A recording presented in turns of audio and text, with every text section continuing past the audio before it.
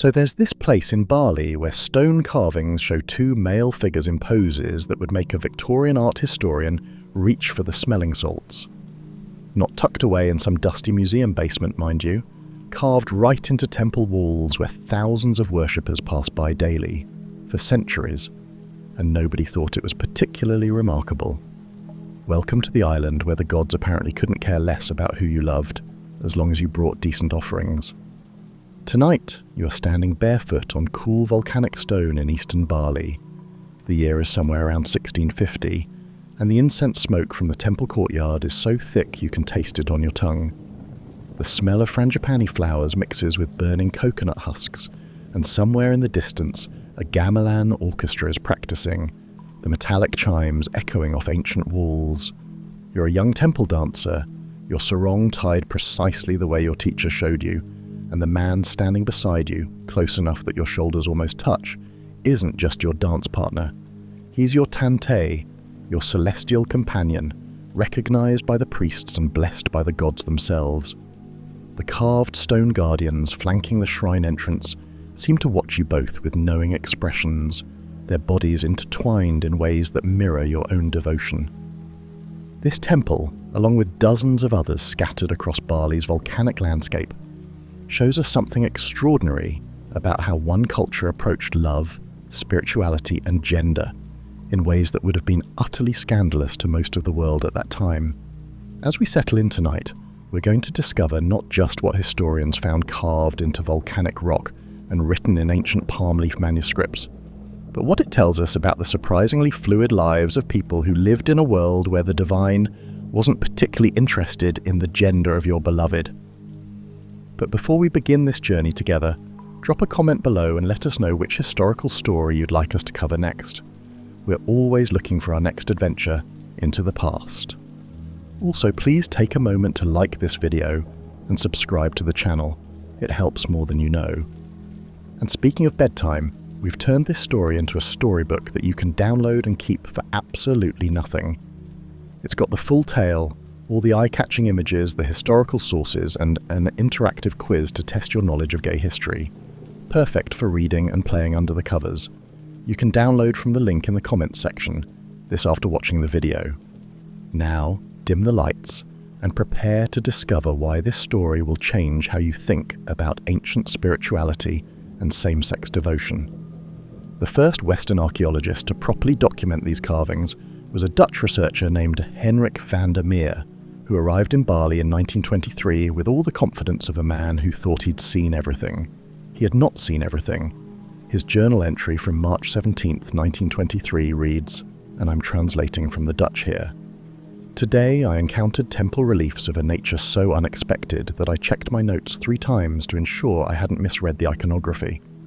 The local priests seem utterly unbothered by imagery that would cause considerable scandal in Amsterdam." What Henrik had stumbled upon was a complex visual language carved into the volcanic tuffstone that makes up much of Bali's temple architecture. These weren't hidden away or disguised, they were right there, at eye level, often flanking entrances or positioned near holy water fountains where devotees would cleanse themselves before prayer. The carvings depicted pairs of males in intimate embrace, their bodies intertwined, sometimes holding offerings, sometimes playing musical instruments, always positioned in ways that suggested deep spiritual and physical connection. The style is unmistakable once you know what you're looking at. The figures are typically shown with elaborate headdresses, their muscular bodies bare from the waist up, wearing the traditional Kain cloth wrapped around their hips. Their faces are turned toward each other, often touching foreheads in the Balinese gesture of deep affection and spiritual recognition. Some hold lotus flowers, others clasp hands. One particularly stunning example at Pura Dalam Jagaraga shows 2 male temple guardians whose bodies are so closely intertwined that archaeologists initially thought it was a single figure with 4 arms, a common way to depict deities. It wasn't. It was 2 men carved with such care and devotion that even 8 centuries of tropical weather couldn't erase the tenderness in their stone faces. Now, if you're wondering why you've never heard about this before, well, welcome to the let's just not mention that bit school of colonial archaeology. Victorian-era scholars who visited Bali between 1850 and 1920 had a remarkable talent for seeing exactly what they wanted to see. When they couldn't ignore the carvings entirely, they got creative with their interpretations. One British account from 1889 describes similar figures as wrestling demons engaged in spiritual combat. Right. Spiritual combat that involves gentle foreheads touching and lotus flowers. If that's combat, I'd hate to see what they thought romance looked like. The Balinese, meanwhile, just called them what they were, Tantei guardians. The word Tantei doesn't translate neatly into English, which is probably why it got lost in translation for so long. The closest approximation would be celestial companion or soul-bonded devotee, but even that doesn't quite capture it. In the Balinese Hindu-Buddhist tradition that flourished before and during the period these temples were built, the concept of Tantei referred to pairs of devotees, often but not exclusively male, who were bonded through ritual, recognized by temple priests, and considered to be serving the gods together in a relationship that was simultaneously spiritual, artistic, and yes, physical.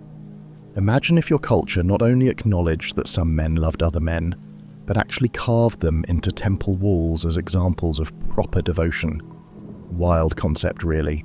The temples where these carvings appear most frequently are concentrated in eastern Bali, particularly around the old royal centres of Klungkung and Karangasem. This isn't accidental. These were the cultural and artistic hearts of classical Balinese civilization, places where art, religion, and daily life were so thoroughly intertwined that separating them would have seemed bizarre. A talented dancer wasn't just an entertainer. He was a living prayer. A musician wasn't just playing notes. He was calling the gods down from their mountain homes.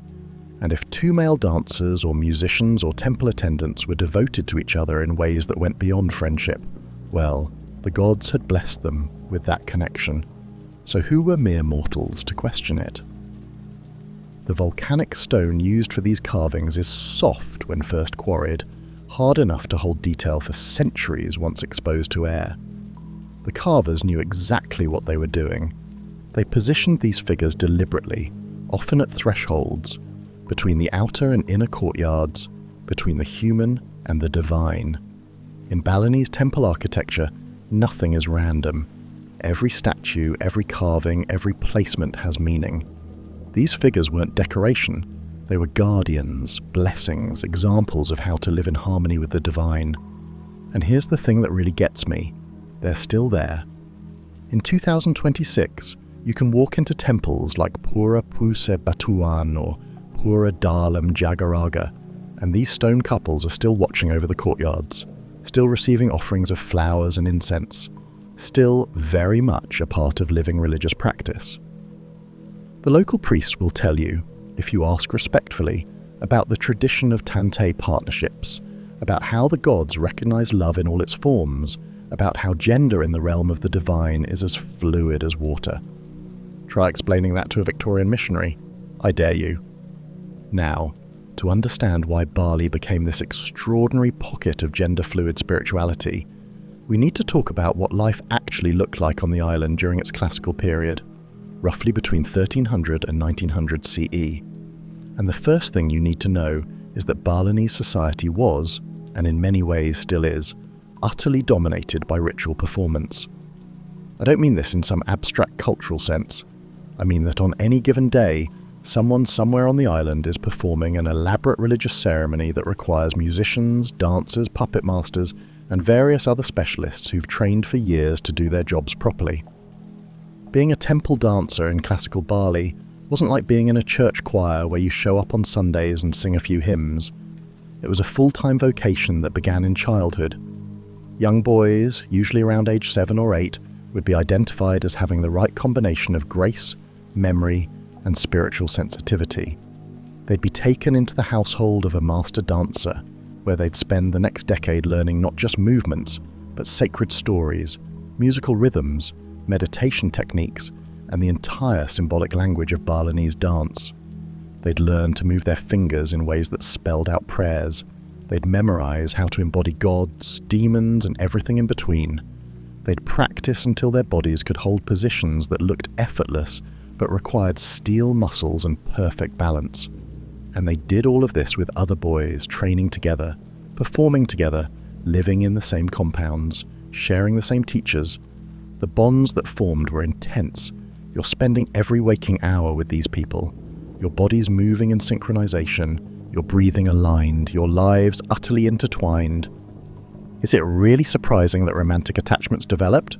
Would have been more surprising if they hadn't, frankly. The Balinese had a term for these particularly close partnerships among temple performers: mitra sajati, meaning true companion or soul friend.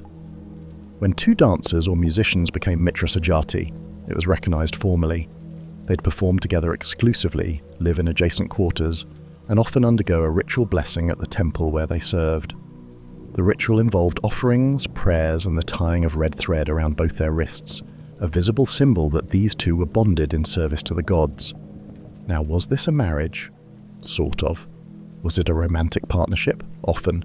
Was it a spiritual practice? Absolutely. The Balinese weren't particularly interested in creating sharp categories. The idea that you could separate the spiritual from the romantic from the artistic would have seemed odd to them. Life wasn't segmented into neat boxes.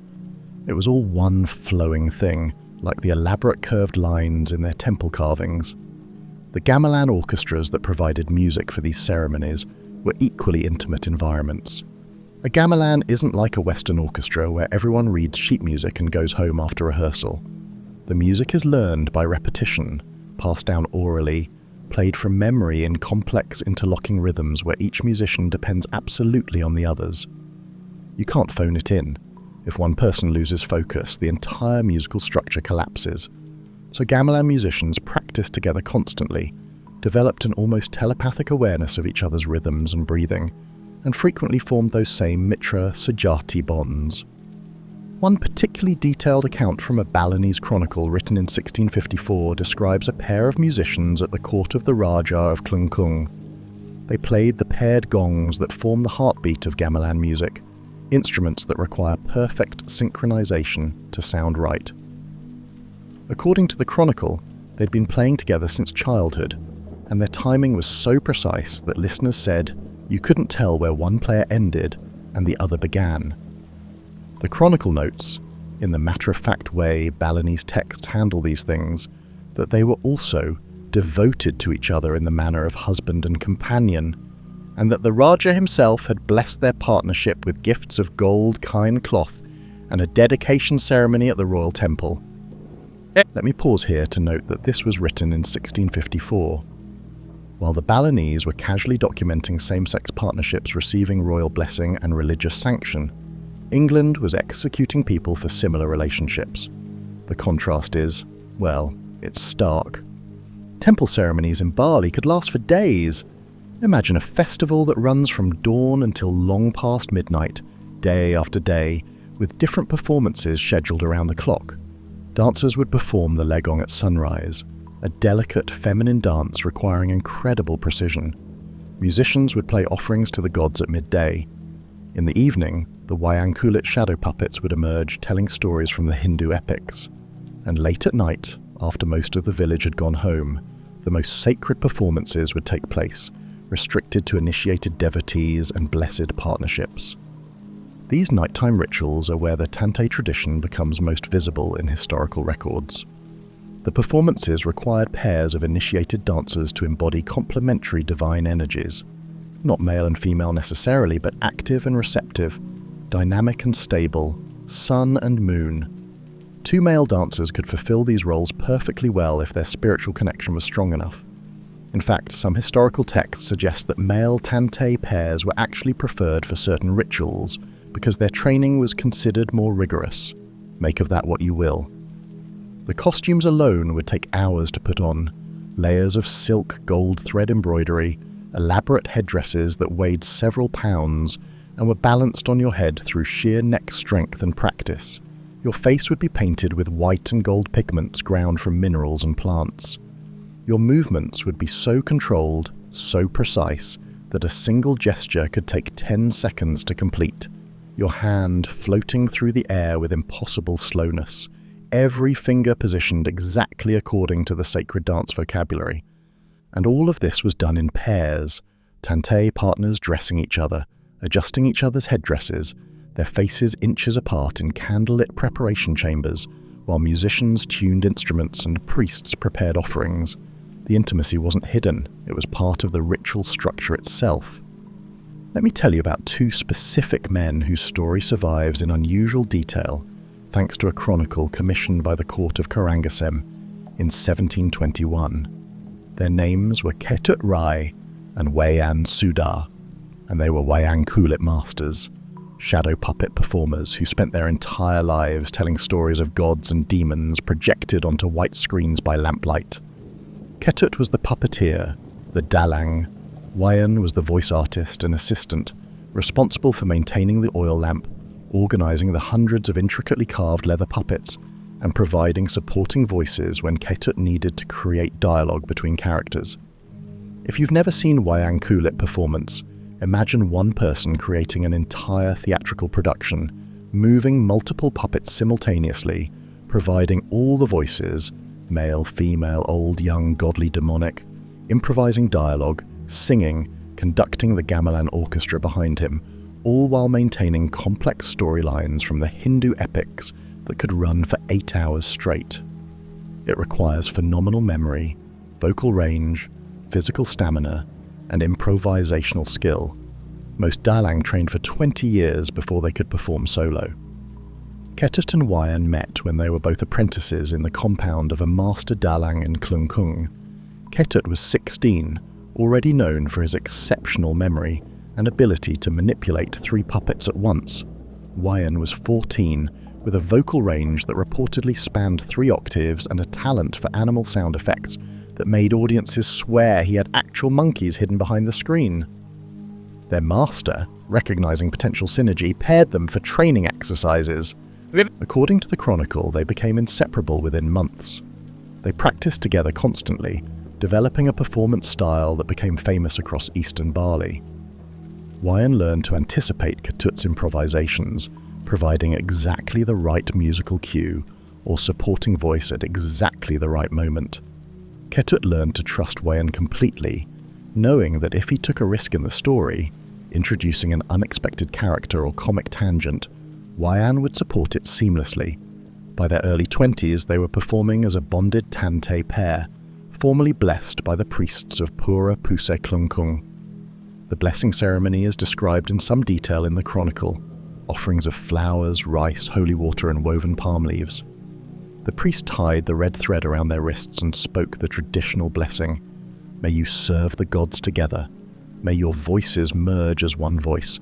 May your devotion be recognized in this life and the next. They performed together for over 40 years. They traveled across Bali from court to court, bringing the ancient stories to life on their screen. They trained several generations of apprentices, and according to the chronicle, they lived together in the same compound, their quarters connected, their daily lives thoroughly entwined. Now here's what makes this story particularly remarkable. The chronicle was commissioned by the Raja of Karangasem to document the most important cultural figures of his court.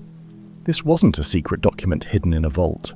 This was official court history meant to be read by nobles and visiting dignitaries. And the chronicler describes Ketut and Wayan's relationship with the same matter-of-fact tone he uses to describe the Raja's own marriages. There's no scandal, no whispers, no suggestion that there's anything unusual about 2 male performers being devoted partners recognized by temple blessing and court patronage. When Ketut died in 1748, Wayan was performing at a temple festival in another village when it happened. They were both in their 60s by then. The chronicle records that Wayan stopped performing. He trained his final apprentices to take over the puppets and teaching duties, then retired to a small shrine near Pura Dalam Jagaraga. He spent his remaining years maintaining the shrine and, according to the chronicle, speaking daily with his companion spirit through the smoke of incense offerings. He was buried 7 years later in the temple cemetery next to Ketut. Their graves were marked with identical carved stones showing 2 figures holding shadow puppets, their bodies positioned in that distinctive Tantei posture, close enough that their shoulders touch, their faces turned toward each other. You can still see those grave markers. The Temple Restoration Committee installed a small roof over them in the 1990s to protect them from weathering. When I first learned about them, I went looking for photos, and there they are.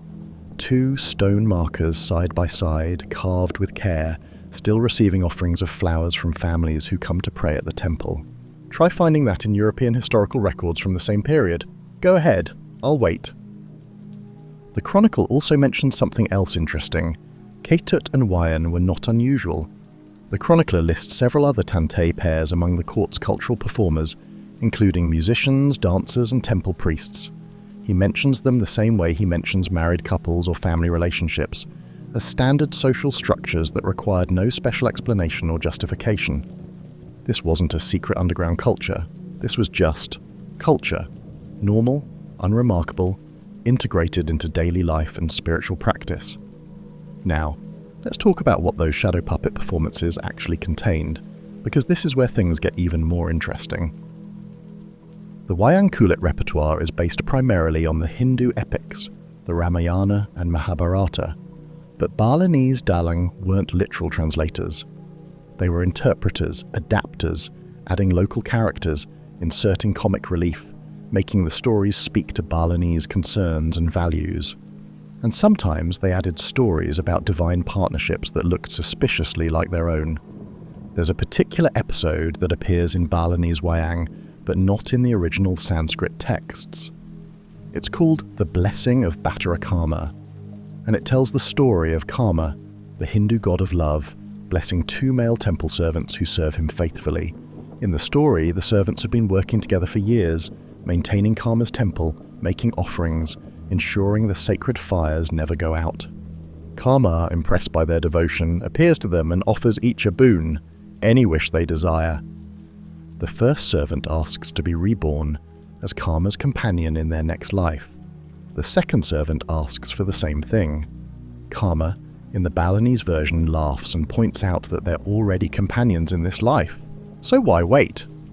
He blesses their partnership on the spot, declaring that love recognized by the gods is love that transcends any single form or lifetime. Now, this story doesn't appear in Indian Wayang traditions.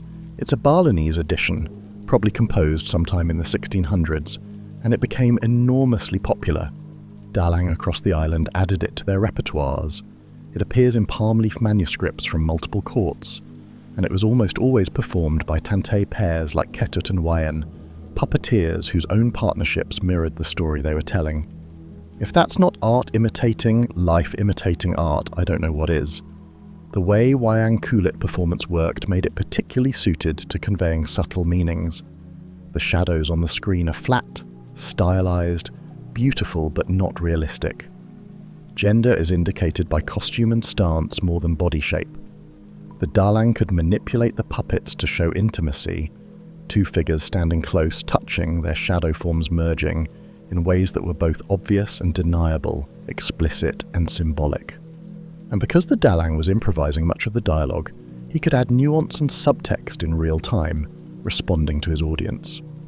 If he was performing at a temple where Tantei partnerships were common and accepted, he might emphasize the romantic elements of characters' relationships.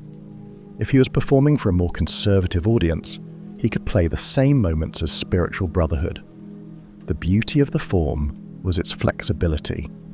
One researcher who studied Wayang Kulit manuscripts in the 1970s, a Balinese scholar named Maid Bandam, pointed out something fascinating. The standard Wayang Kulit stage setup requires the dalang to sit with his back against the screen, puppets on either side of him, assistants positioned very close behind him to hand him puppets and maintain the lamp. If that assistant is your Tantei partner, you're performing in almost constant physical contact. His hand brushing yours as he passes a puppet, his breath on your neck as he leans in to whisper which character you need next, his body pressed against your back as he adjusts the lamp flame. The performance itself becomes an expression of partnership. You're creating this elaborate story together, your bodies synchronized, breathing together, moving as one unit to bring these ancient tales to life. The audience sees the shadows, hears the voices, experiences the story. But behind the screen, 2 people are engaged in an act of creation that's simultaneously artistic, spiritual, and deeply intimate. Maid Bandem also noted that many of the most respected Dalang in Balinese history were part of Tantei partnerships. The collaborative nature of shadow puppet performance seemed to lend itself to these bonded pairs. Solo Dalang existed, certainly, but when people talked about the truly legendary performers, the ones whose names were remembered generations later, they often remembered them as pairs. Here's where the Balinese religious worldview gets really interesting, and where it diverges sharply from the Abrahamic traditions that dominated so much of the world during the same period. In Balinese Hinduism, influenced heavily by Tantric Buddhism and indigenous Austronesian beliefs, gender is not a fixed divine category. The gods can be male, female, both, neither, or fluid depending on context and need. The supreme divine unity, called Sangyang Widhi or Achintya, is explicitly beyond gender, containing all possibilities. This isn't some modern reinterpretation. This is baked into the theological texts that were written centuries ago on palm leaves in ancient Javanese and Sanskrit. The gods transform. They take multiple forms. They partner with each other in combinations that shift based on cosmic need rather than fixed categories. Take Ardhanarishvara, a deity form that appears in Balinese temple carvings, half Shiva, half Parvati, literally split down the middle, one side male and one side female, united in a single body. Or Bhattara Siwa and Bhattara Sadasiwa, two forms of Shiva that exist simultaneously and are sometimes depicted in intimate embrace. Or the twin spirits that guard crossroads and thresholds, sometimes shown as male and female, sometimes as two males, sometimes as beings whose gender is deliberately ambiguous. When your gods are gender fluid, it's rather difficult to insist that humans should be rigidly categorized. The Balinese solution was essentially, why would we limit ourselves when the gods don't? This theological flexibility extended to temple roles. Priests could be male or female. Certain sacred positions required people who were considered to embody both masculine and feminine energies, what might today be called non-binary or third-gender individuals. The Balinese term Bansi or warrior referred to people who moved between gender expressions, and they often held respected positions as ritual specialists, dancers of female roles, and ceremonial officiants. If you were a male temple dancer who embodied feminine characters in sacred performances, that wasn't considered a contradiction. It was considered a spiritual skill. You were demonstrating the fluidity of the divine by moving through different forms yourself. And if you fell in love with another male dancer while doing this, well, you were both engaged in sacred work, so obviously the gods approved. The Dutch colonial authorities, when they arrived in force in the early 1900s, were deeply confused by all of this. Their reports back to Amsterdam read like someone trying to file a tax return while on mushrooms. The natives have temples with carvings of, well, we're not quite sure how to categorize them. The religious leaders say these are guardian spirits. The dancers say these are their spiritual ancestors. Everyone seems quite comfortable with imagery that would. We strongly recommend the Missionary Society send additional personnel. The missionaries did arrive with varying degrees of success. Christianity made inroads in some parts of Bali, but the areas with the strongest traditional culture, particularly those eastern regions around Klungkung and Karangasem, where the Tantei tradition was most established, politely declined to be converted. When pressed, local priests would explain that they already had a perfectly functional theology, thank you very much, and it seemed rather more sophisticated than one that insisted on rigid gender categories and disapproved of love in its various forms. One missionary account from 1910, written by a Dutch Reformed minister named Johannes Creamer, is particularly telling. He describes attending a temple ceremony where two male dancers performed a sacred legong. The performance was so beautiful, he admits, that he found himself moved to tears. Then he learned that the dancers were Tantei partners, blessed by the local priests, living together in the temple compound with full community support. His conclusion, after pages of theological wrestling: I am forced to conclude that these people have achieved a grace in matters of love and spirit that perhaps we have lost. I cannot in good conscience call this sinful when it brings such beauty into the world and disturbs no one's peace. That report did not go over well with his superiors. He was recalled to the Netherlands within a year. But his observation stands. Bali had developed a religious and social framework that not only tolerated same-sex partnerships, but integrated them into the highest levels of spiritual practice. Like most beautiful things in history, this didn't last unchanged forever. Dutch colonial control tightened through the early 20th century. Indonesian independence in 1945 brought different pressures: Islamic nationalism from Java, modernization campaigns, Western education systems that taught children the same rigid categories the missionaries had pushed. The Tantei tradition didn't disappear, but it became quieter, less visible, more private. By the 1960s and 70s, many young Balinese were learning to be embarrassed by their own history. The temple carvings remained, but when tourists asked about them, guides often deflected or gave vague answers about spiritual brotherhood. The term Tantei itself became less common in everyday conversation. Older practices were labelled old-fashioned or not modern. The same story played out across much of the post-colonial world. Indigenous traditions suppressed or altered to conform to imported categories and moralities. But here's the thing about Bali. It's remarkably good at preserving things beneath the surface. The temples remained active. The ceremonies continued. The gamelan orchestras kept playing. The shadow puppet shows still happened, even if certain stories were performed less frequently. And the people who maintained these traditions, the priests, the dancers, the musicians, they knew the history. They'd learned it from their teachers, who learned it from their teachers, in unbroken chains stretching back centuries. In the 1990s, something shifted. The early gay rights movement in Indonesia, small but persistent, began documenting traditional attitudes towards same-sex relationships. Researchers rediscovered the palm leaf manuscripts describing Tantei partnerships. Anthropologists started asking better questions about the temple carvings. A new generation of Balinese artists and scholars began reclaiming this history, not as something embarrassing, but as something powerful. Evidence that their culture had achieved something remarkable that the rest of the world was only now beginning to understand. Today, if you visit the right temples and ask the right questions, you'll find priests who will tell you about the Tantei tradition. Some temples have quietly revived blessing ceremonies for same-sex couples, using the traditional rituals that had never completely disappeared. The carvings on temple walls are now pointed out with pride rather than deflection. Dance schools have begun teaching the history of Mitra Sejati partnerships alongside the technical skills. It's not universal. Bali has its social conservatives like everywhere else. Indonesian law doesn't recognize same-sex marriage, and there's pressure from the more conservative Islamic majority on other islands.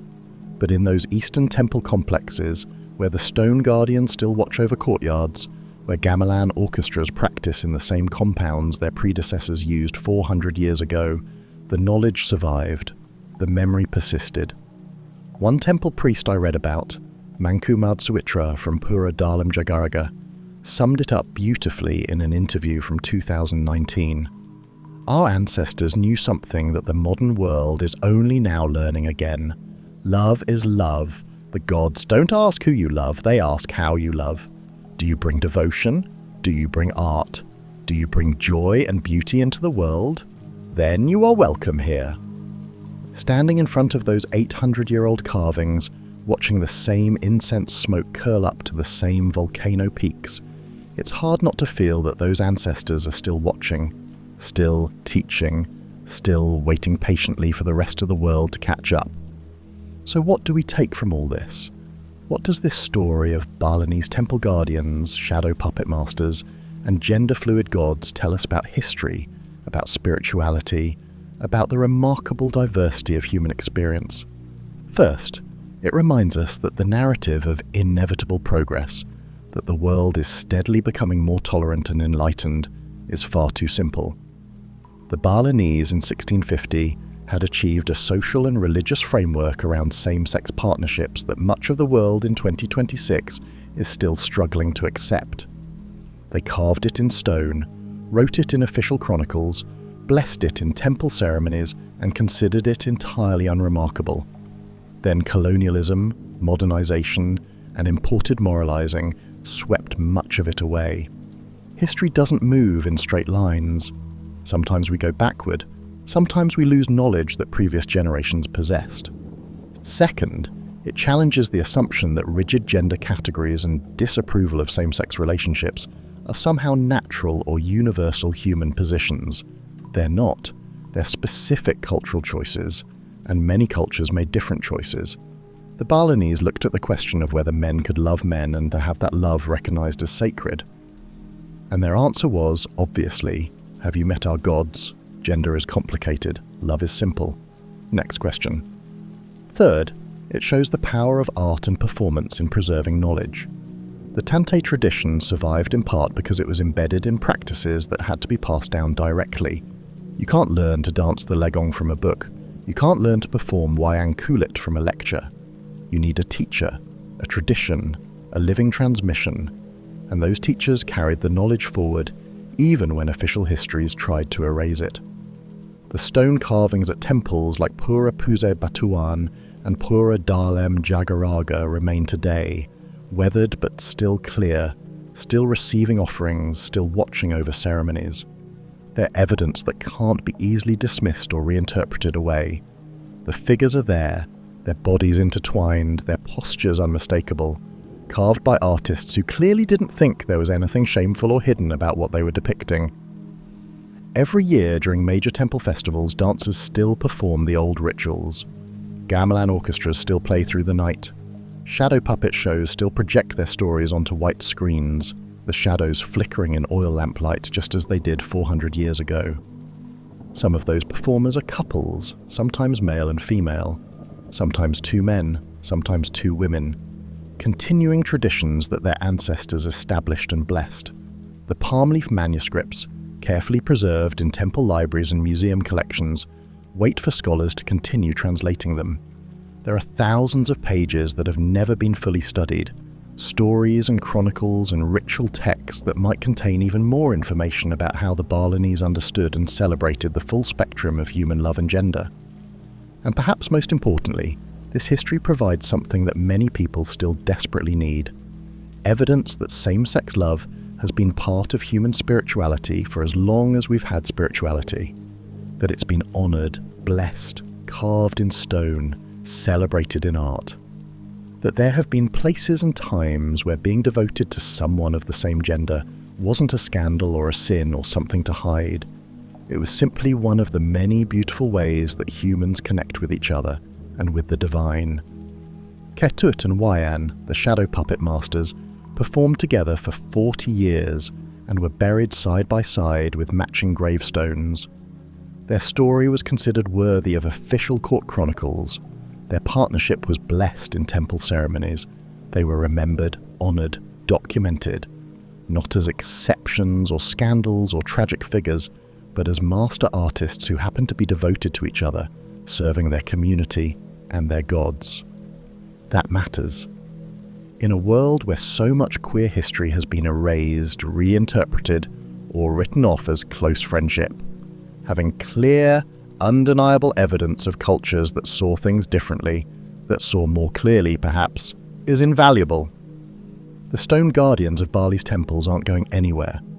They'll be there long after all of us are gone, still intertwined, still blessed, still watching over courtyards where incense smoke rises and gamelan music echoes off volcanic rock. Still teaching, if we're willing to learn, that love has always been love, that the gods have always been more expansive than small-minded humans want to admit, and that sometimes the most radical thing we can do is simply acknowledge what our ancestors already knew. As our journey through Bali's hidden sanctuaries and the sacred traditions of same-sex devotion concludes tonight, we're reminded that the past is far from dusty and dull. It's a vibrant, often surprising, and always intriguing tapestry woven with human ingenuity, resilience, and the occasional ancient mystery that still makes us wonder. Until our next archaeological adventure together, this is the Sleeping Archaeologist, encouraging you to remain curious about the incredible tales still waiting to be discovered beneath our feet. Sweet dreams, fellow explorers. Don't forget to subscribe to the channel, and may your rest be filled with wonder at the remarkable tapestry of human history.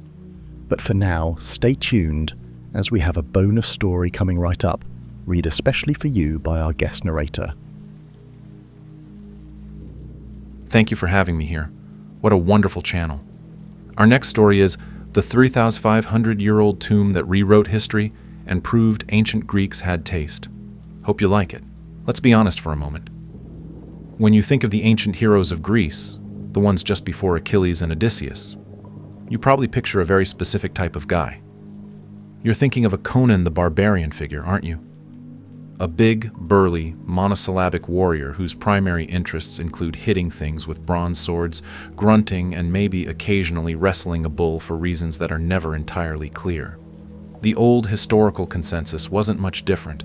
For decades, the Mycenaeans, the earliest Greeks on the mainland, were painted as the brutish, unsophisticated cousins of the famously artsy and refined Minoans over on the island of Crete. The story went that these Mycenaean thugs eventually stormed the palace at Knossos, smashed all the nice pottery, and ushered in an era of slightly less elegant interior design choices. It's a simple narrative, clean and easy to remember. The jocks versus the art students played out on a Bronze Age scale. The Mycenaeans were the ones who cared about function over form, who would have looked at a delicate fresco of a dolphin and wondered if you could eat it. They were practical, warlike, and utterly devoid of the kind of refined taste that requires you to, say, appreciate the subtle curve of a well-made vase or the intricate carving on a signet ring. It was a neat little story that put everyone in their proper historical box. That story was completely and utterly wrong. Tonight, you are the man who proves it. The year is roughly 1450 BCE, and you are a powerful chieftain, a warrior prince, in the sun-drenched hills of Messenia in southwestern Greece, a place that will one day be known as Pylos. You are a leader of men, a seasoned fighter, and one of the most powerful figures on the mainland. You are, by all accounts, one of those Mycenaean brutes. And yet, you are also a connoisseur, a collector, a man of such exquisite and discerning taste that your personal belongings, buried with you for eternity, would one day send a shockwave through the entire field of archaeology. You are a man who understood that true power wasn't just about the strength of your sword arm, but about the beauty of the objects you held in your hand. The proof, the historical receipts of your sophisticated life, was found in 2015, sealed in your unlooted tomb. And among the 1,500 priceless objects surrounding your skeleton, archaeologists found one thing in particular that defied all explanation. It was a tiny agate stone just over an inch long, so caked in limestone that it looked like a simple bead. But after a year of careful cleaning, it was revealed to be a masterpiece. It was a combat scene, carved with a level of microscopic detail that experts believed was impossible without magnification, showing three warriors in the heat of battle with a fluidity and anatomical precision that wouldn't be seen again for another 1,000 years. This wasn't some crude stick-figure brawl. This was the Bronze Age equivalent of a 4K slow-motion action sequence from a blockbuster film, owned by a man everyone had assumed was still watching black-and-white television. It was the ultimate proof that you were no simple barbarian. This discovery, made near the Palace of Nestor in Pylos, reveals something extraordinary about the dawn of Greek civilization. As we settle in tonight, we're going to uncover not just what archaeologists found, but what it tells us about the surprisingly relatable lives of people who lived in Bronze Age Greece. Now dim the lights and prepare to discover why this story will change how you think about the birth of the Western world. Your world is one of rock and sun and the deep, abiding blue of the Ionian Sea. You stand on the hill where your Megaron, your great hall, is being built. It's not a palace yet, not like the grand labyrinthine complexes on Crete, but it is the center of your world. Below you, olive groves shimmer silver green in the heat, their gnarled trunks a testament to generations of cultivation. The air is thick with the scent of wild thyme, oregano, and the salt blowing in from the bay of Navarino. This is your domain, not a kingdom, not an empire, but a patch of earth tied to you by blood, loyalty, and the tacit understanding that you are the one who keeps the wolves, both the four-legged and two-legged kind, at bay. You are a Wonex, The title feels heavy in your mind, a word that carries the weight of responsibility. It means Lord or King, but in your time, it's a much more personal affair. Your authority isn't abstract. It's written on the faces of the warriors who drink your wine and eat your roasted lamb. It's in the deference of the farmers who bring you a share of their olive oil and the weavers who present you with dyed woolen cloaks. This isn't a world of faceless bureaucracy. You know the names of your best fighters, the lineages of their families, the grudges they hold. You've probably settled a dispute this morning over a stolen goat. Power, for you, is a hands-on, day-to-day operation, and it's as fragile as a clay pot. It can be shattered with one clumsy move. The political landscape you inhabit is a fractured mosaic. To the north, other chieftains control their own hills and valleys. To the south, the sea. Alliances are sworn over wine and sacrifice, sealed with the exchange of valuable gifts: a bronze sword, a set of finely wrought cups, a bride. But these alliances are like summer storms. They form quickly and dissipate just as fast. The default state of your world is a low-grade, simmering tension. Every chieftain is looking for an edge, a way to increase his prestige, his wealth, his following. Your neighbors are your rivals, your occasional allies, and a constant nagging source of paranoia. You spend a lot of your time mentally cataloging who owes you what, who you owe, and who is most likely to show up unannounced with 50 armed men looking for your sheep. Your wealth is not in coins. The very idea of currency is centuries away. Your wealth is tangible, solid, and sitting in your storerooms. It's in the massive bronze cauldrons, too big for any practical use, that serve as status symbols. It's in the stacks of linen and wool. It's in the jars of perfumed olive oil, a luxury good that is the lifeblood of your trade networks. And most importantly, it's in bronze.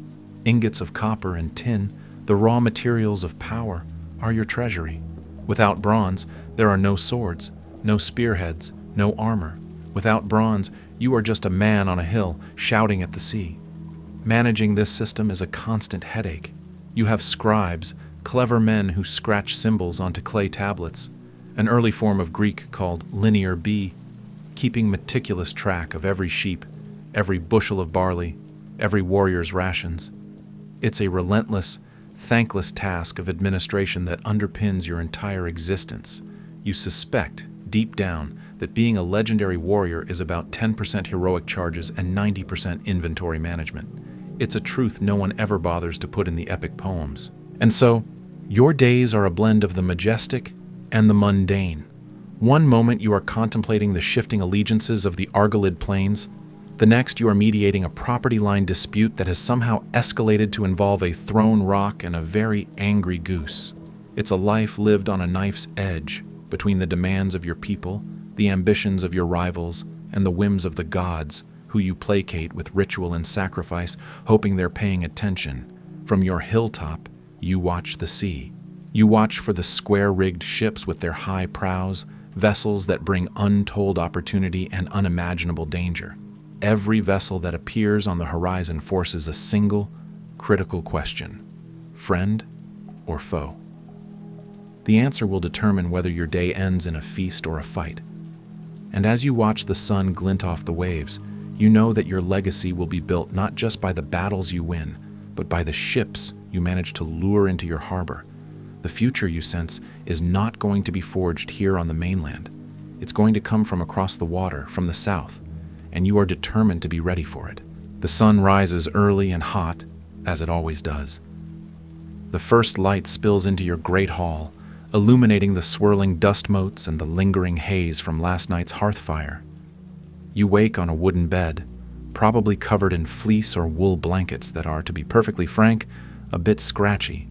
The air smells of wood smoke, old wine, and roasting meat, a permanent form of Bronze Age potpourri. Around you, your household stirs. Warriors, servants, artisans, they all live and work within your small fortified settlement. Privacy is a concept that hasn't really been invented yet. Your life is a public performance, from the moment you wake to the moment you sleep. Your morning routine is simple. You wash with water from a clay basin. You have a bronze mirror, a rare and valuable object. It's not a perfect reflection like glass, but a polished, wavy surface that gives you a hazy, golden version of yourself. You see a man in his early 30s, strong and well-fed, with long hair. You are preoccupied with your appearance, not out of simple vanity, but because appearance is power. A well-groomed, richly adorned leader inspires confidence. A chieftain who looks like he just fell out of a tree does not. You own several sets of ivory combs, intricately carved, which you use to detangle your long hair and beard. Grooming is a ritual, a way of preparing yourself for the day's performance. It's one of the few quiet moments you get. Once you are dressed in a linen tunic and perhaps a heavy woolen cloak, depending on the season, your day of ruling begins. It's less about grand pronouncements and more about a series of small, critical judgments. A delegation from a nearby village arrives. Their olive harvest was poor this year. They need a loan of grain from your storerooms to get through the winter. You listen to their pleas. Granting the loan indebts them to you, strengthening your influence. Refusing it could breed resentment and instability. You weigh the options, considering your own stores, the loyalty of the village headman, and the possibility that a rival chieftain might use their hardship to his advantage. You grant the loan, but with strict terms of repayment. It's a calculated act of generosity. Later, you inspect the work of your resident craftsman. A bronze smith is hammering out a new set of spearheads, the rhythmic clang of his hammer echoing through the settlement. You examine his work closely. The quality of his bronze, the sharpness of the edges, these details matter. A poorly made spearhead could shatter at a critical moment, costing a warrior his life and you a battle. You also visit the potters, the weavers, and the leather workers. Your settlement is a self-sufficient economic engine, and you are its chief executive officer. You need to know that every part of it is functioning correctly. It's a constant, wearying cycle of quality control. Lunch is a simple affair. Bread, olives, cheese, perhaps some leftover meat from the previous night's feast. You eat with your chief lieutenants, your heketai, the warrior companions who form the core of your military power. This isn't just a meal. It's a political meeting. Over watered wine, you discuss intelligence.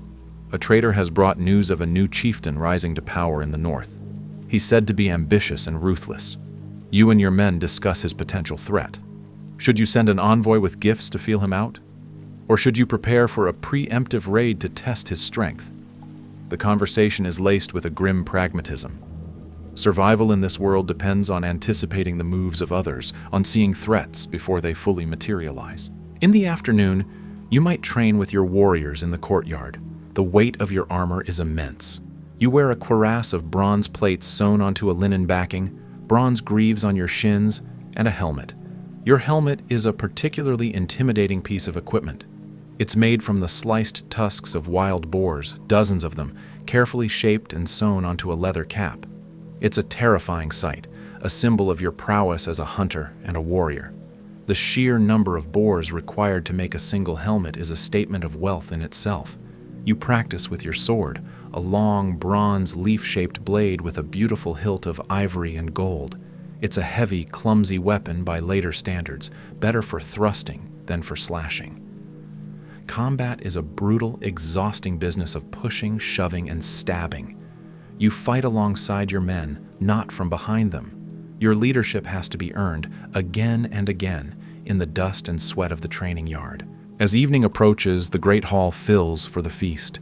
This is the centerpiece of your social and political life. A bull or several sheep are roasted over the central hearth. Wine, mixed with water in large decorated craters, is passed around. Bards, professional storytellers, pluck at their lyres and sing epic poems about the deeds of gods and heroes. These stories aren't just entertainment.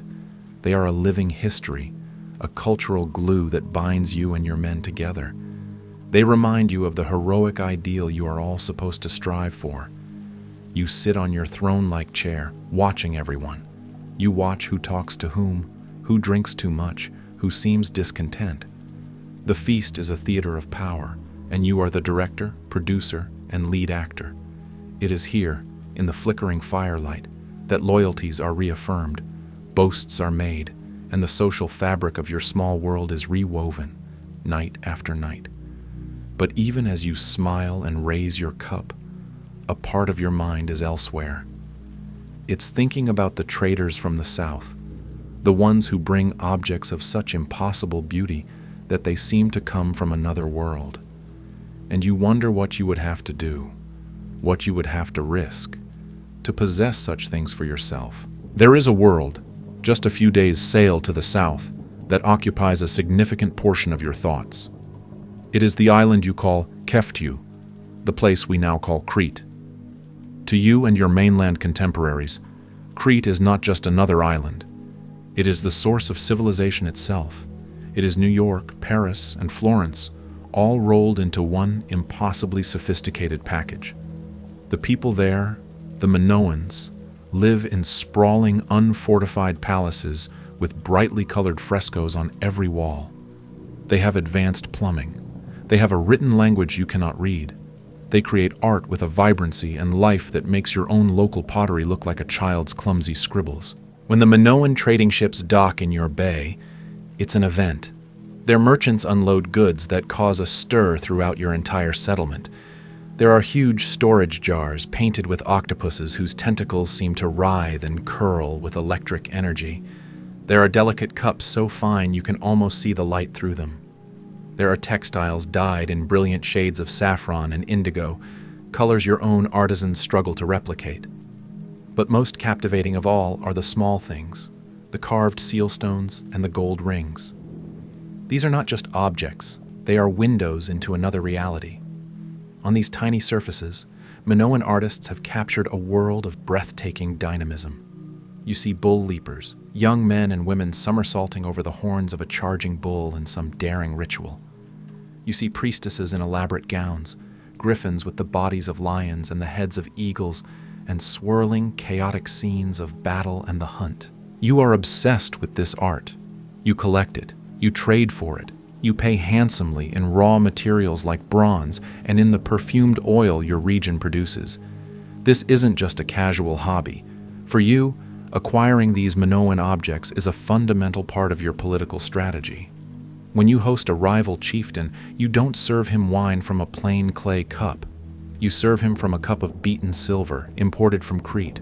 When you seal an agreement, you don't use a simple clay stamp. You use an agate seal stone, carved by a Minoan master, to press your authority into the wet clay. Every object you own that comes from Crete is a message. It says, I am a man of the world. I have connections. I am wealthy and powerful enough to acquire the very best. It elevates you above your local rivals, who are still stuck with last season's mainland pottery. It's the ultimate power move. You've even gone a step further. You've likely hired Minoan artisans to live and work in your court. You've brought them here, to this rustic outpost, to paint frescoes on the walls of your megaron and to craft objects for you in their inimitable style. It's a massive investment, a cultural transplant.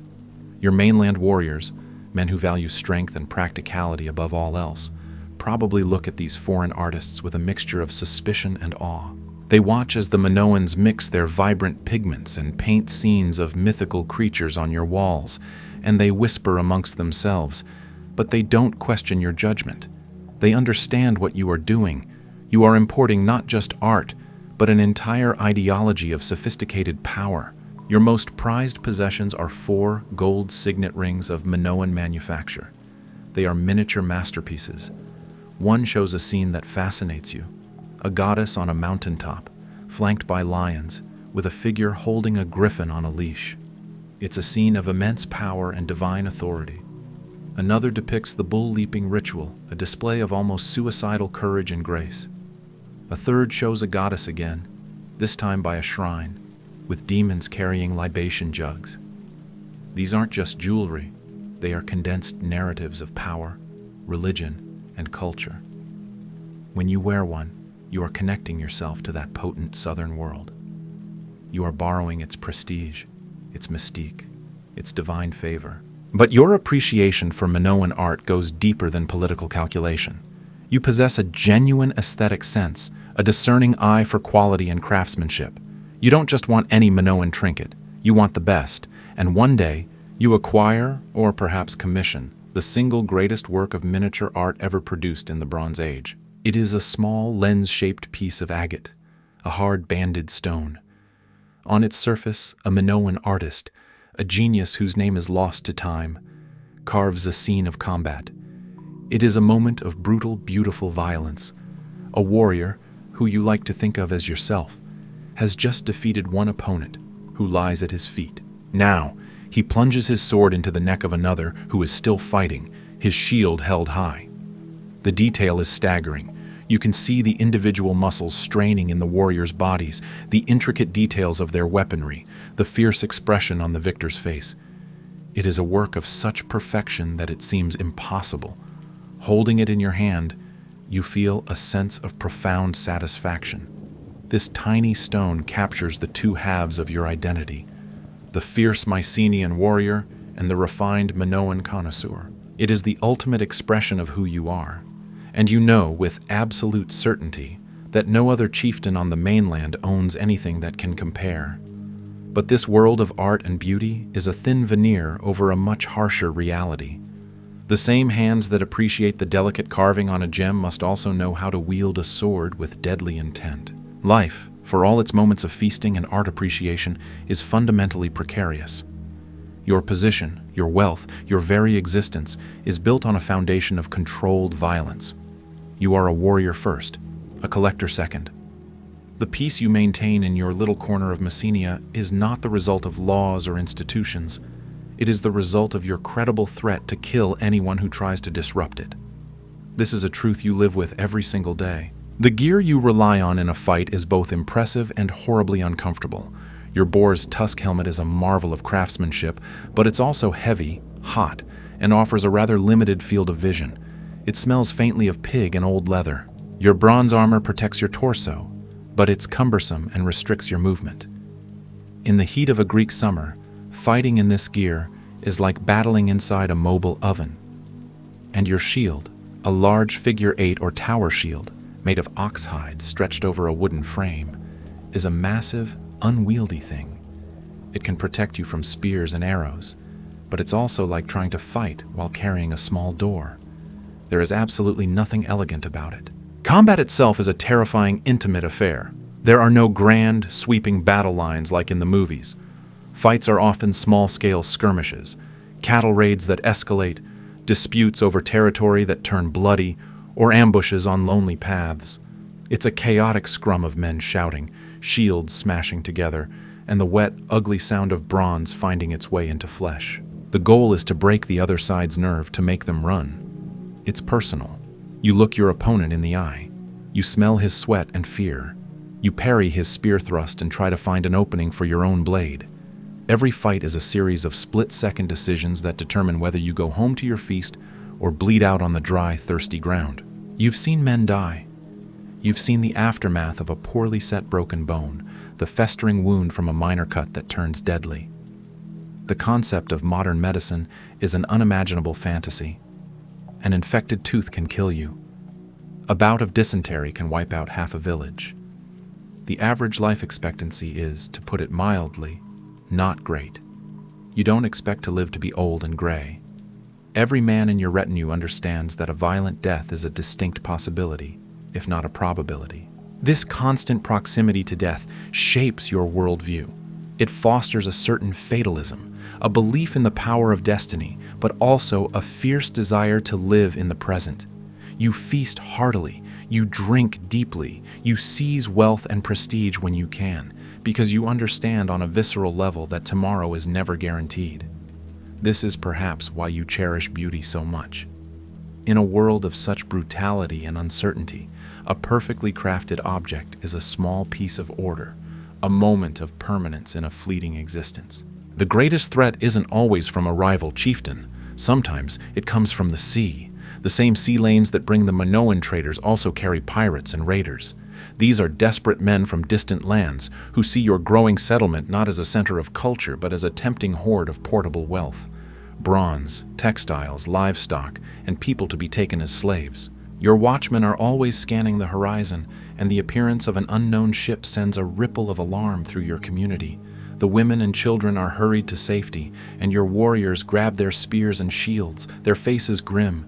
You stand at the front, your gold-hilted sword in your hand, ready to defend the world you have so carefully built.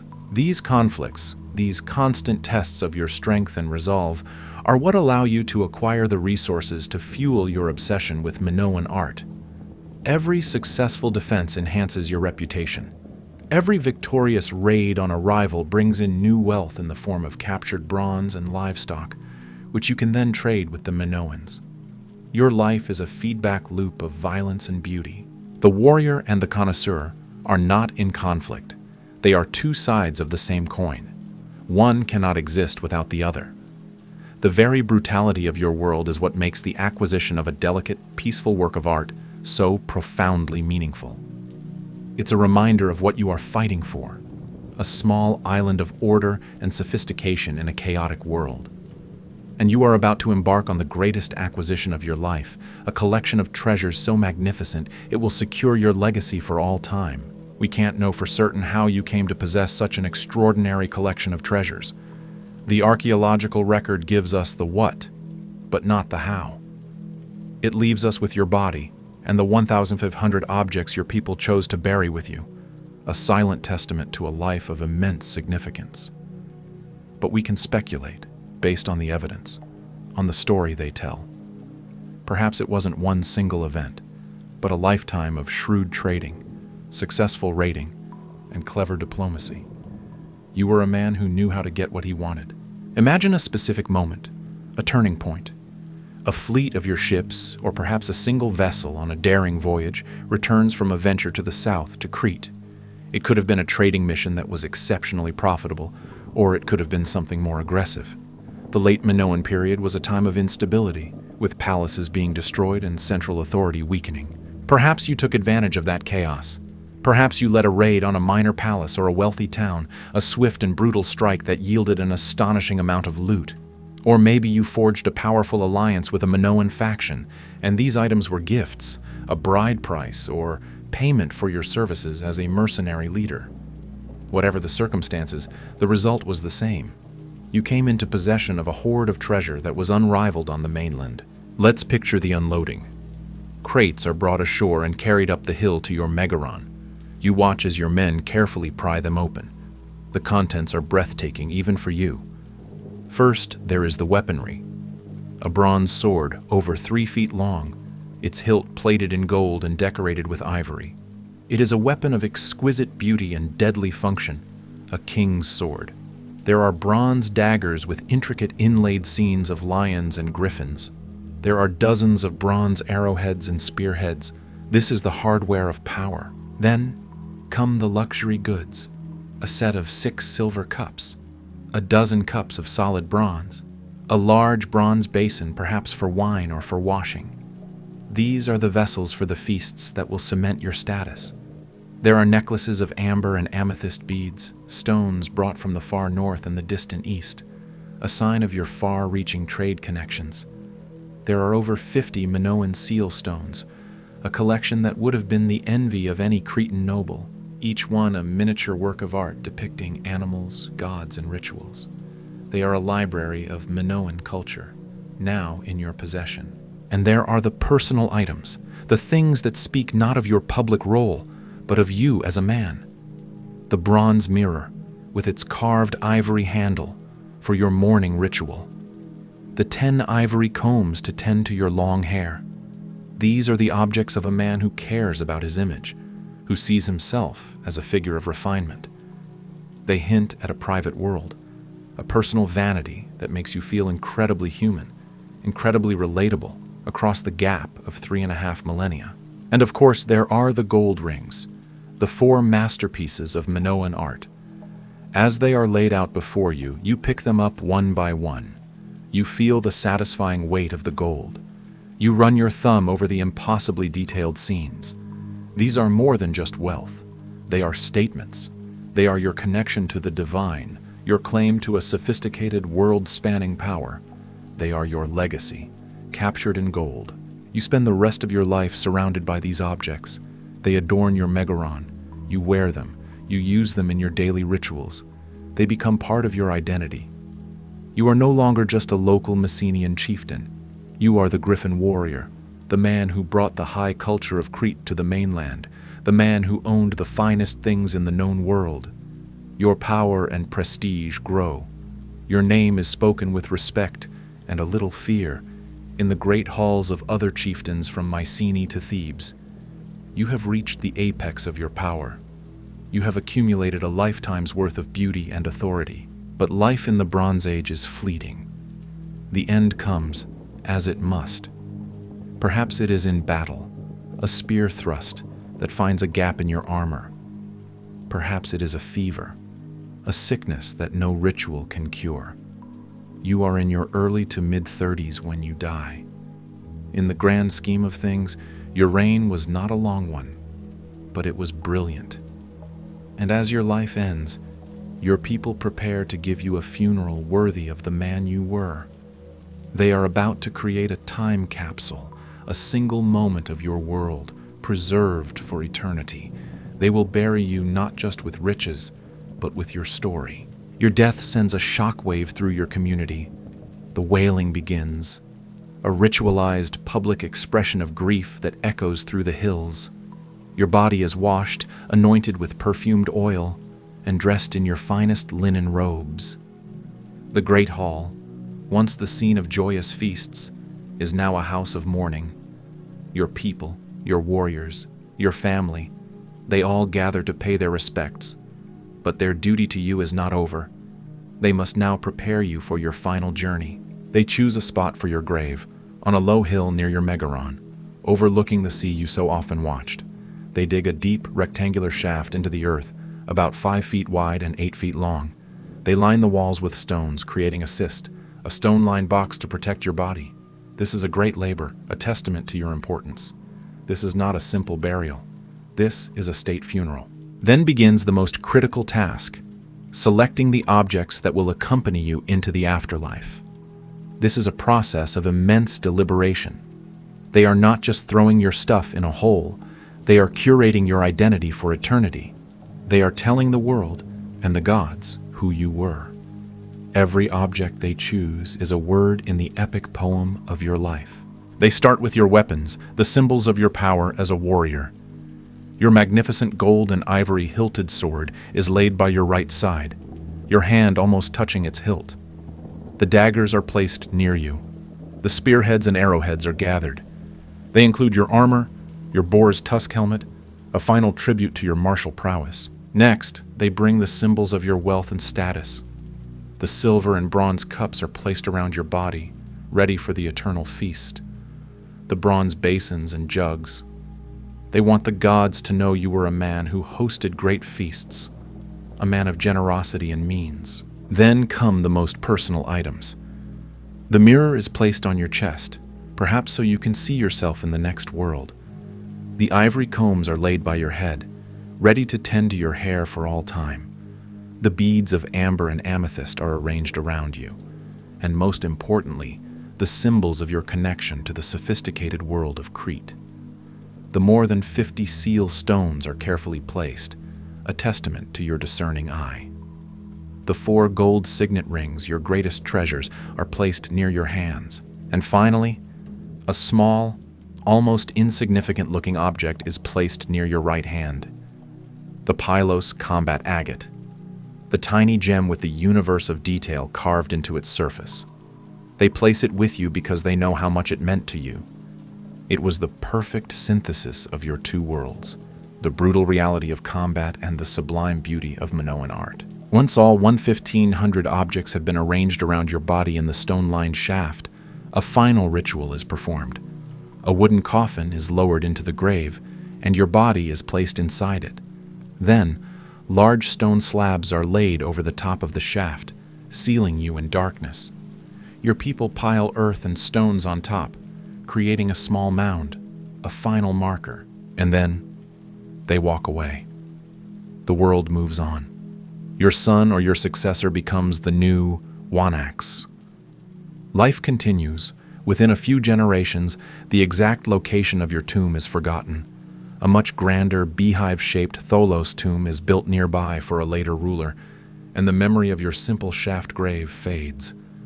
Over the centuries, your megaron grows into the great palace of Nestor, one of the centers of Mycenaean civilization. Then, around 1200 BCE, that palace is violently destroyed, part of the mysterious Bronze Age collapse that saw civilizations crumble across the eastern Mediterranean. Cities burn, literacy is lost, and the world you knew vanishes into a dark age. The memory of you, the Griffin warrior, is completely erased from human history. For 3,500 years, you lie undisturbed, a forgotten king in a forgotten grave, your treasures sleeping with you in the silent, patient earth.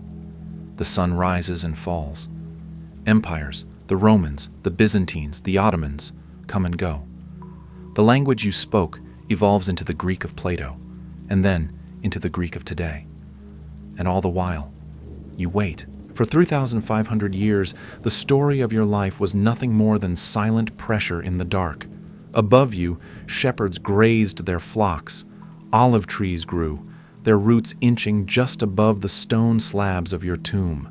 The great historical tides of Western civilization washed over the hills of Pylos, completely unaware that one of the foundational secrets of its own origin story was lying just a few feet beneath the soil.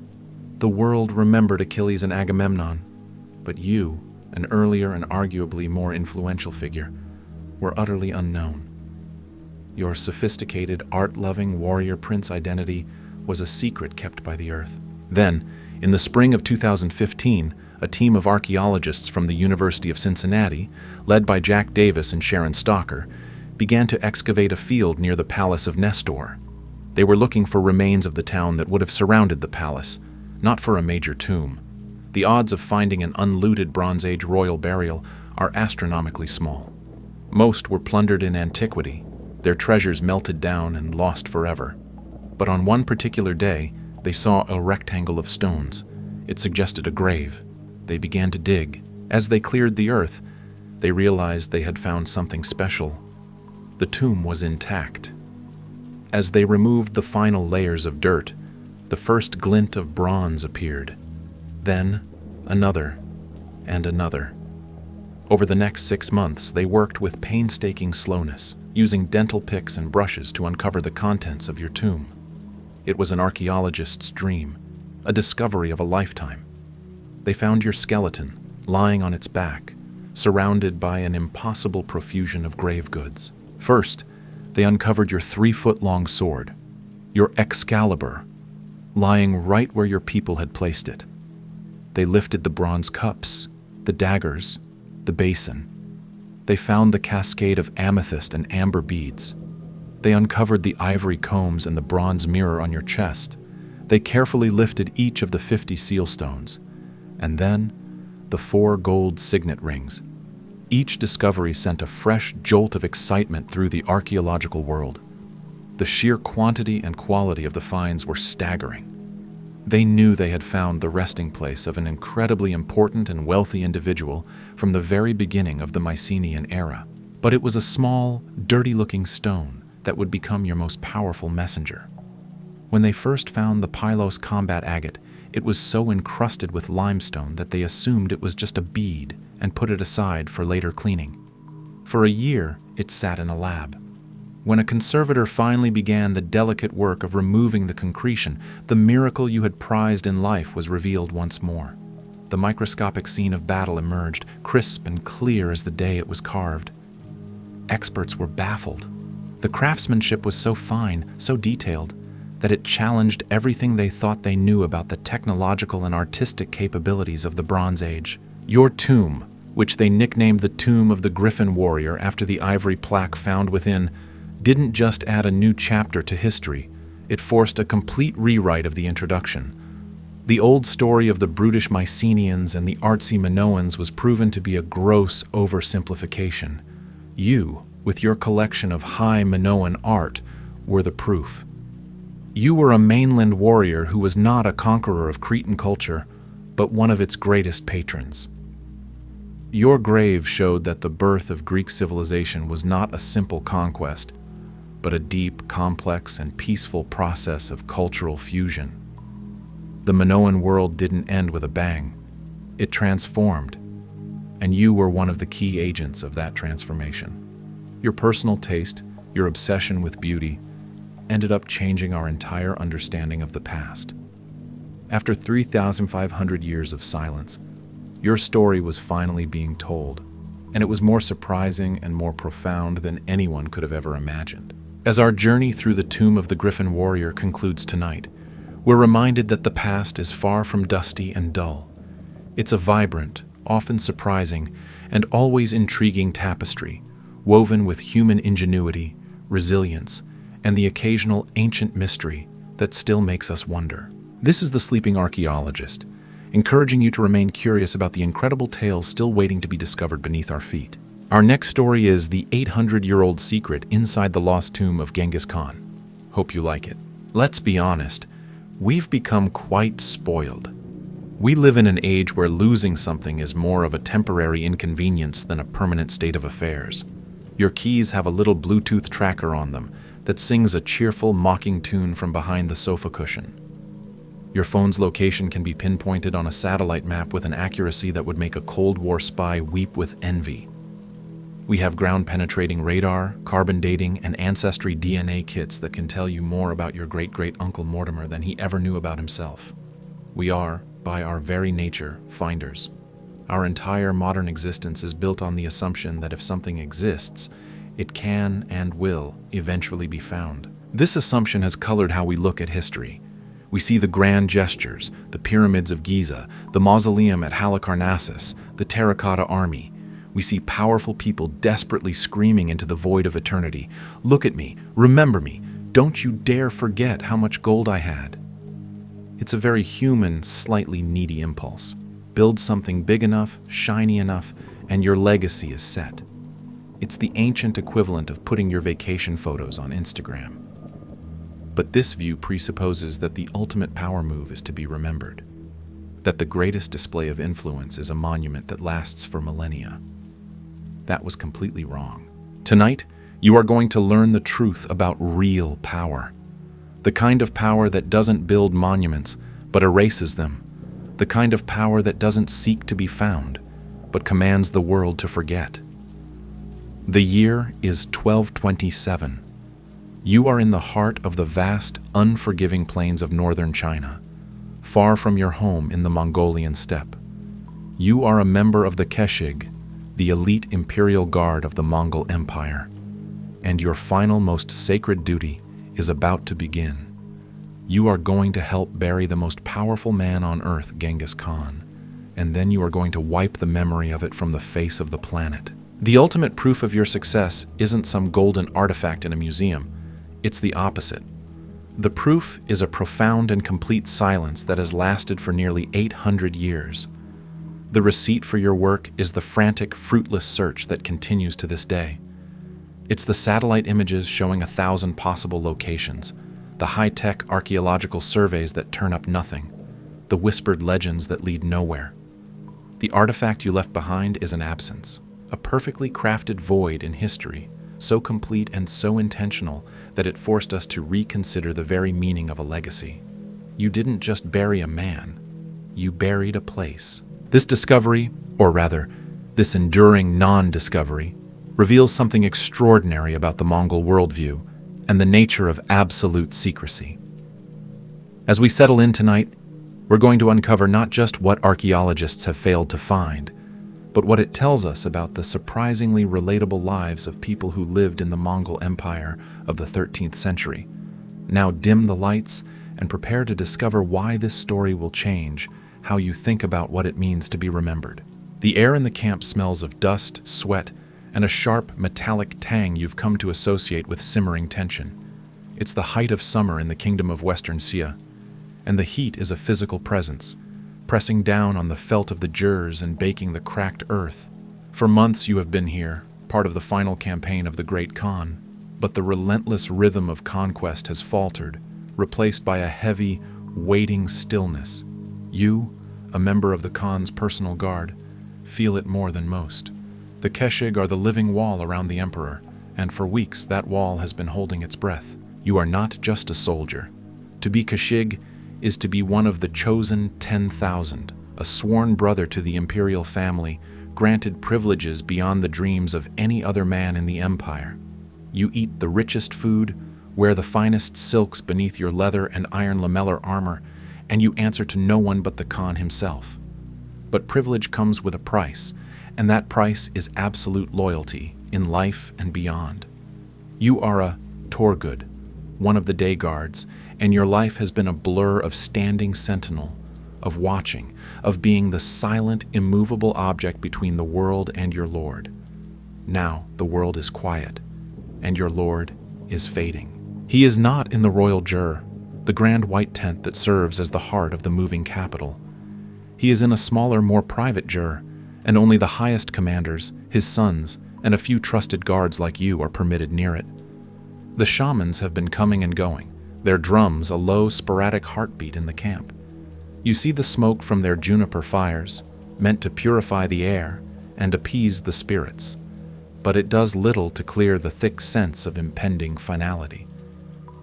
The official story, the one whispered down the ranks to the regular soldiers, is that the Khan took a fall from his horse, a hunting accident. It's a plausible, even noble explanation. But you know the truth is messier. It's a fever, an old wound, the simple wearing down of a body that has lived 60-some years of relentless, brutal campaigning. A body that has conquered more territory than any other human in history is now being conquered from within by something no army can fight. Your commander, a man with a face like a wind-carved rock, gathers your unit. There are 100 of you, the best of the best, the ones who have proven their loyalty not just with spears, but with their silence. He doesn't waste words. The great Khan's spirit is preparing to return to the eternal blue sky, to Tengri. When it does, your final duty will be enacted. You are all to become Darkhan. The word hangs in the air, heavier than the summer heat. It means the exempted ones. You will be freed from all taxes, all duties, save one. You will be the guardians of the great secret, the keepers of the Ik Korig, the great taboo. He explains the plan, a plan that has been in place for years, a contingency for this very moment. There will be no pyramid, no grand tomb. The Khan, a true son of the steppe, believed that a body must be returned to the earth, to become one with the grass and the soil that sustained his people and his horses. A great leader's final resting place should not be a landmark for enemies to defile or for treasure hunters to plunder.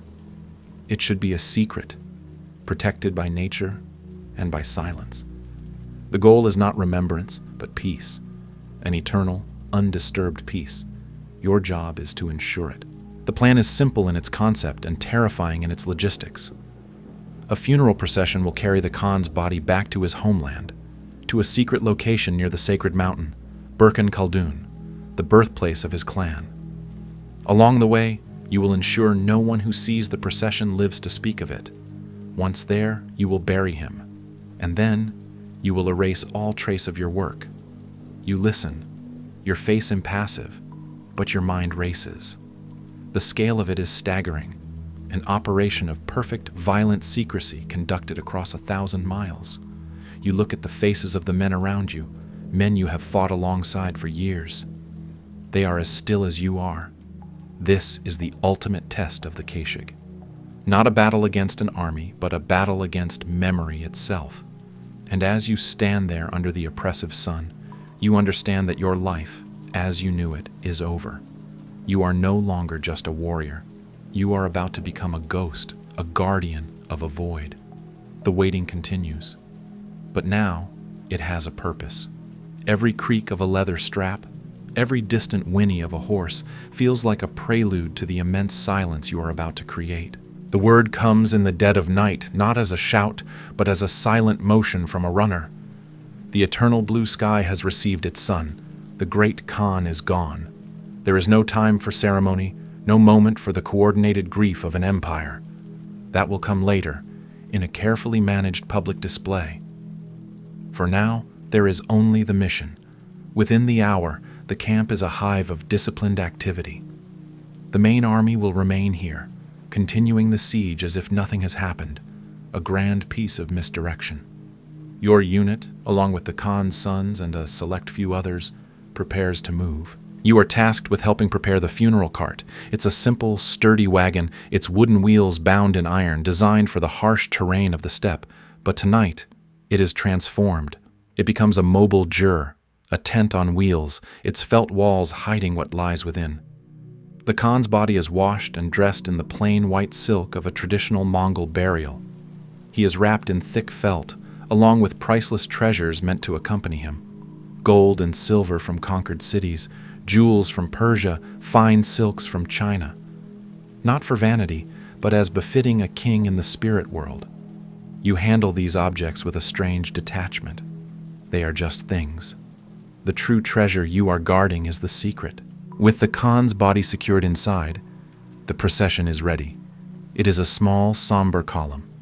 Just your 100 Kishig guards, the royal family, and a retinue of 2,000 attendants and craftsmen who have been selected for the journey.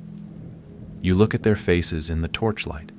Some are soldiers, some are servants, some are artisans whose skills will be needed for the construction of the tomb. They know they have been given a great honor. They do not yet understand the nature of that honor or its final cost. Your expression remains a mask of stone. Empathy is a luxury you cannot afford. You ride out before dawn, a silent serpent of men and horses moving north. Your role is twofold.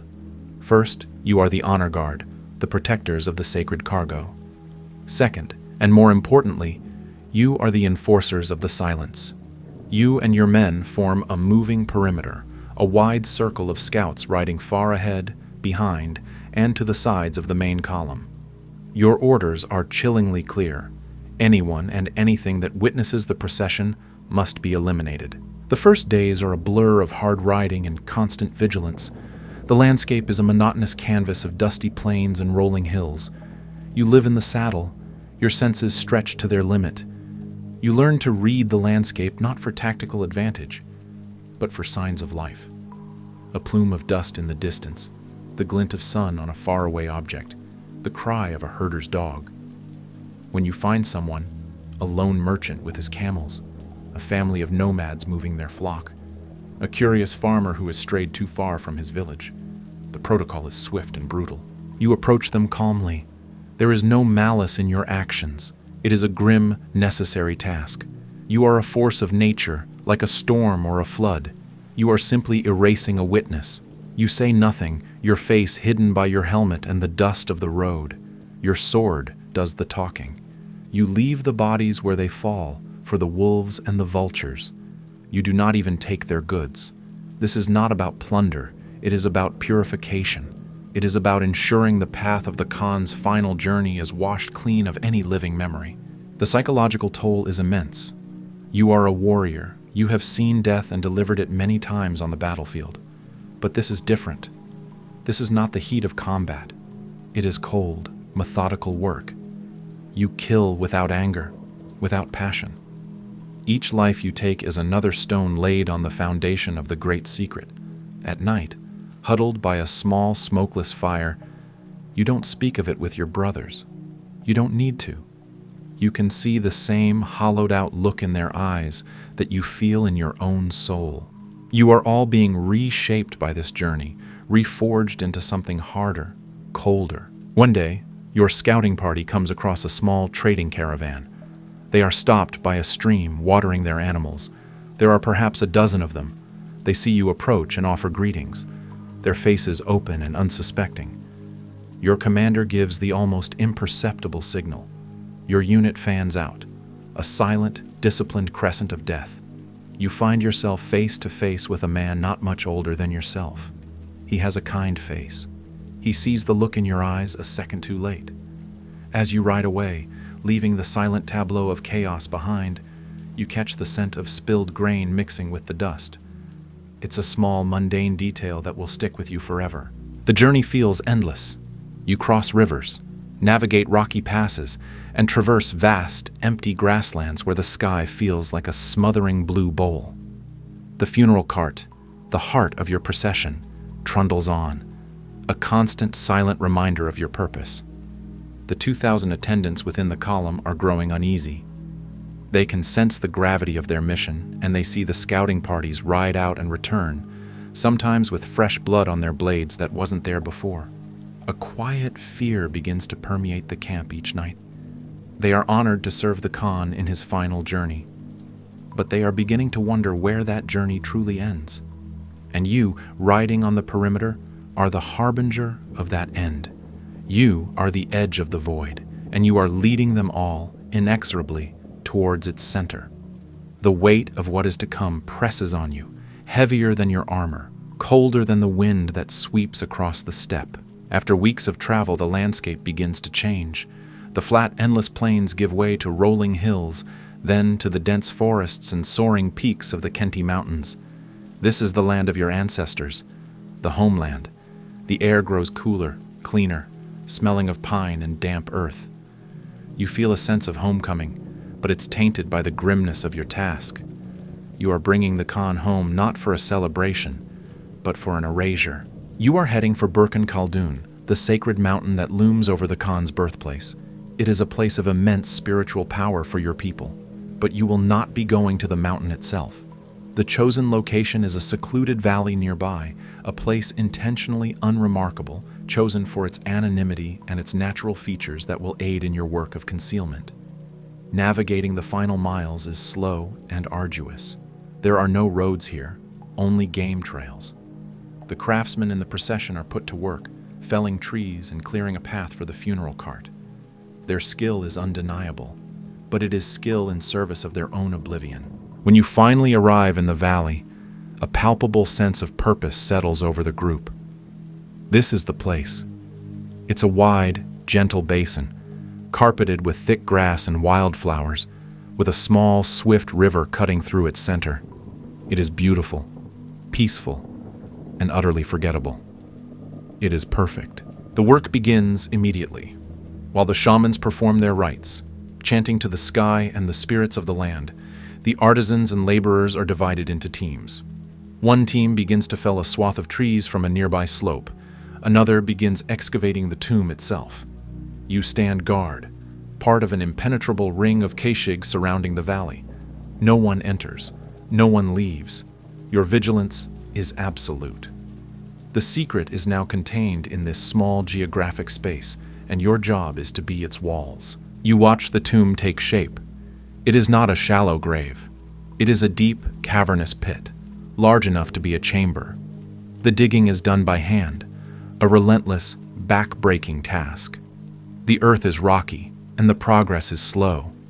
Day after day you watch them toil, their bodies caked in dirt and sweat. You see the pride in their work. They are building the final home for their emperor, the man who led them to conquer the world. They pour all their grief and reverence into the task.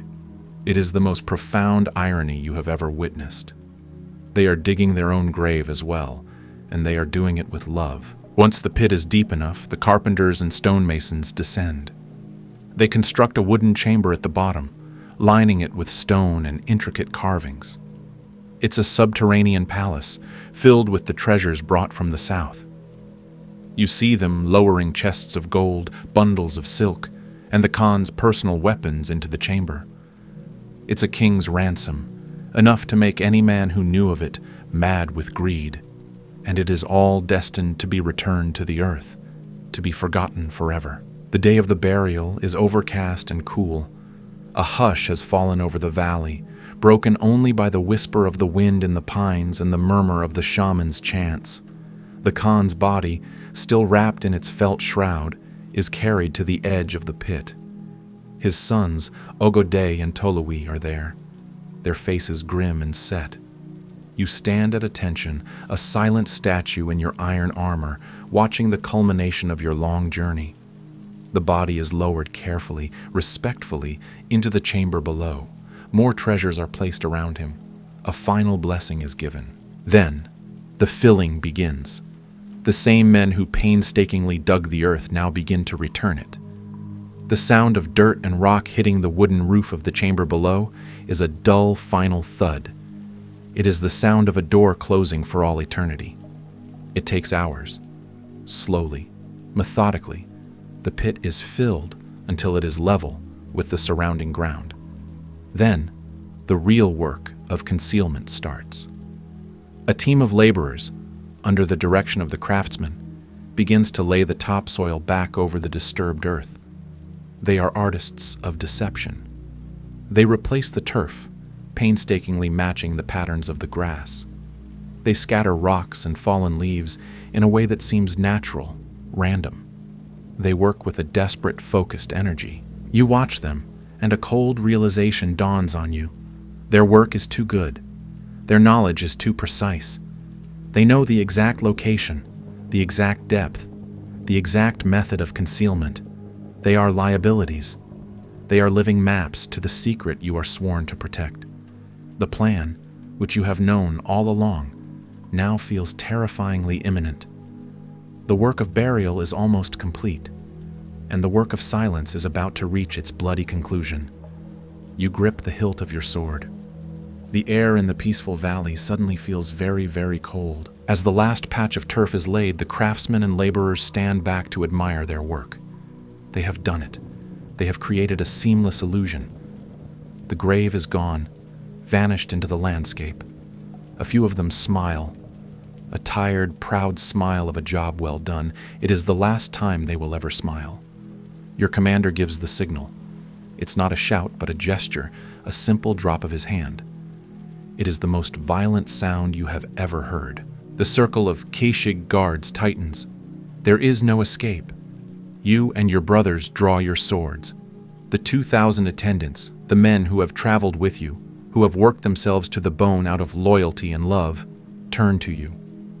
You see the dawning horror in their eyes, the moment of pure, uncomprehending terror as they realize what the final part of their honor entails. There is no battle. There is no fight. It is a slaughter, a methodical, efficient, and soul-crushing execution. You move among them, your blade a blur of motion. You have become an instrument of the great secret, a butcher in service of a sacred duty. You do not allow yourself to think, to feel. You simply act. It is, you realize with a sickening clarity, the most robust non-disclosure agreement ever drafted. When it is over, the beautiful, tranquil valley is a scene from a nightmare. The silence that falls is profound, deeper even than the silence of the grave you now guard. You and your 99 brothers are the only ones left standing, breathing heavily in the blood-soaked grass. But the work is not finished. The bodies must also be erased. You spend the next day burying them in unmarked pits far from the Khan's tomb, covering them with the same care you used to hide the emperor. You are burying the memory of the burial itself. Then comes the final, ingenious act of concealment. The plan is to alter the very land. You move upstream to the river that flows through the valley. Using brute force and the engineering knowledge of a few of the Kashig who were selected for that purpose, you build a temporary dam of rock and timber. The river pools, swells, and then, when you release it, you guide it into a new channel, a channel that flows directly over the site of the great Khan's tomb. The water scours the ground, erasing any lingering sense, washing away the last traces of disturbed earth. It is a masterful stroke. Who would ever think to look for a tomb at the bottom of a river? And still, you are not done. The last step is for the long term. You bring the saplings, the young trees that were felled and brought here for this purpose. You plant them, hundreds of them. You plant a forest over the grave, over the new path of the river, over the graves of the attendants. You are planting a new memory for the land itself.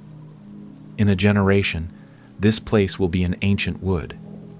In a century, it will be indistinguishable from the surrounding wilderness.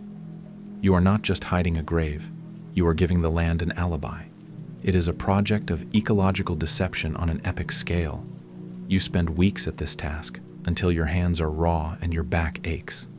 Every tree you plant is another lock on the door. Finally, it is done. The valley is silent. The river flows in its new course. A young forest has taken root.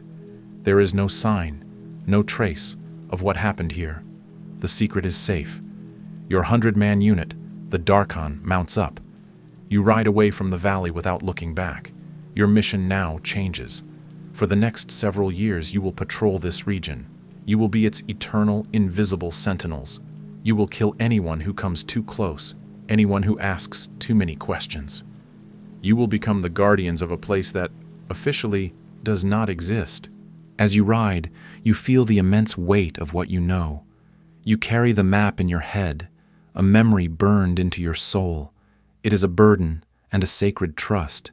You are now one of the few living souls who knows the resting place of the world conqueror. And you know that you will take that secret with you to your own grave. You have become a living tomb. The world will search, they will wonder, they will spin legends. Marco Polo will later write tales of your bloody work, likely exaggerated but rooted in the terrible truth of your mission. Generations of archaeologists with their satellites and their radar will scan the earth, looking for the treasure you buried. They will find nothing, because you did your job too well. You didn't just bury a man. You buried the ground he was in. You commanded a mountain to forget, and for 800 years it has obeyed. As you ride back towards the main encampment, you know a new Khan will be named. The empire will move on. The world will continue to turn. But you and the valley you left behind are now outside of time. You are keepers of a perfect, enduring silence. The wind that whips past your face seems to whisper the truth. The greatest legacy isn't a pyramid of stone. It's a secret that can be kept.